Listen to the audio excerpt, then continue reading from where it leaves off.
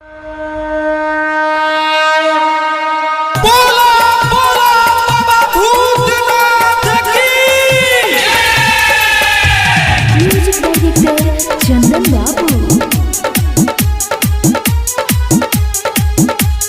चलबू तू संगे देवा घर चढ़ाई भोले बाबा पजर। गुड़ी चलबू तू संगे देवा घर चढ़ाई भोले बाबा पजर। जन चलो न संगे देवा घर चल के बाद गुड़ी होकर। जन चलो न संगे देवा घर चल के बाद गुड़ी होकर। गुड़ी चलो न संगे देवा घर चढ़ाई हम भोला पजर।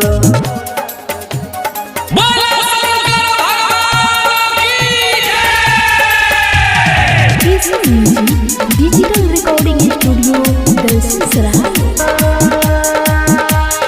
तन तू गांजा से जलवा उठई हो सुइया पहाड़ पर संगे चढ़ जाई हो। सुल्तान तू गंज से जलवा उठई हो सुइया पहाड़ पर संगे चढ़ जाई हो। भंगिया ले आई हो धतुरा ले आई हो और ले आई हो तू फल। गुड़ी चलबू तू संगे देवा घर चढ़ाई भोले बाबा पजर। गुड़ी चलबू तू संगे देवा घर चढ़ाई भोले बाबा पजर।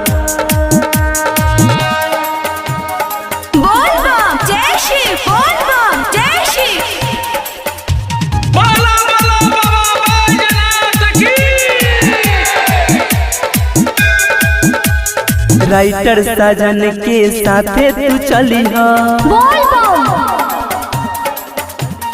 अरविंद दीवाना के हाथ न छोड़ी हो। चंदन साजन के साथे तू चली हो अरविंद दीवाना के हाथ न छोड़ी हो। भक्ति में झूमी हो बोलबम बोली हो आई बदहिया के बोल।